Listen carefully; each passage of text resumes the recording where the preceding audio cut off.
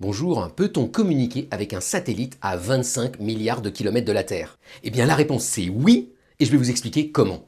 Alors ce satellite c'est Voyager 1, c'est le satellite le plus loin de tout ce qu'on ait envoyé. Il a été envoyé il y a plus de 40 ans, et actuellement il est à 25 milliards de kilomètres. Et la NASA continue à arriver à lui envoyer et à recevoir ses signaux. Alors comment est-ce qu'elle fait alors que déjà chez soi, quand on essaye de capter du Wi-Fi, il suffit qu'il y ait un étage de différence et un ou deux murs et on capte plus rien? Eh bien vous allez voir qu'il y a plusieurs astuces. Le satellite, lui, il va émettre une onde radio, donc exactement comme le Wi-Fi, avec une antenne qui vise la Terre et une puissance en gros de 20 watts. 20 watts, c'est vraiment pas grand-chose, hein, c'est en gros 10 fois votre téléphone portable. Alors, premier coup de chance, ce signal, il se balade dans l'espace. Et l'espace, c'est vide, c'est pas comme chez vous avec plein de murs et plein de trucs qui absorbent le signal. Bon, malgré tout, il est envoyé de tellement loin qu'une fois qu'il arrive sur Terre, il en reste en gros un milliardième de watts.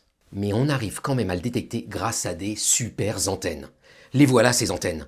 Il y en a 3. Une en Californie, une en Espagne, une en Australie, et elles font 30 à 70 mètres de diamètre. Et puis ça marche bien surtout parce que ces antennes, on va les orienter exactement dans la direction du satellite. Et enfin, dernière astuce, on va travailler à une fréquence très particulière, autour de quelques gigahertz. Et donc on sait qu'il faut détecter à cette fréquence particulière le signal qui vient du satellite.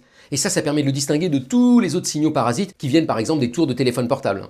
Mais bon, on est clairement à la limite de ce qu'on est capable de faire, et bientôt on sera plus capable de détecter le signal. Non seulement parce que le satellite va continuer de s'éloigner et émettre de moins en moins, mais surtout parce qu'à bord du satellite, il y a une petite pile nucléaire qui va s'épuiser, et donc il n'aura plus assez de puissance pour nous envoyer son signal. Mais bon, je crois qu'on peut quand même s'émerveiller de ce miracle technologique, arriver à communiquer avec un objet qui est non seulement à 25 milliards de kilomètres, mais surtout qui a été envoyé il y a 47 ans, ça veut dire avec des technologies assez rudimentaires des années 70. Bonne journée!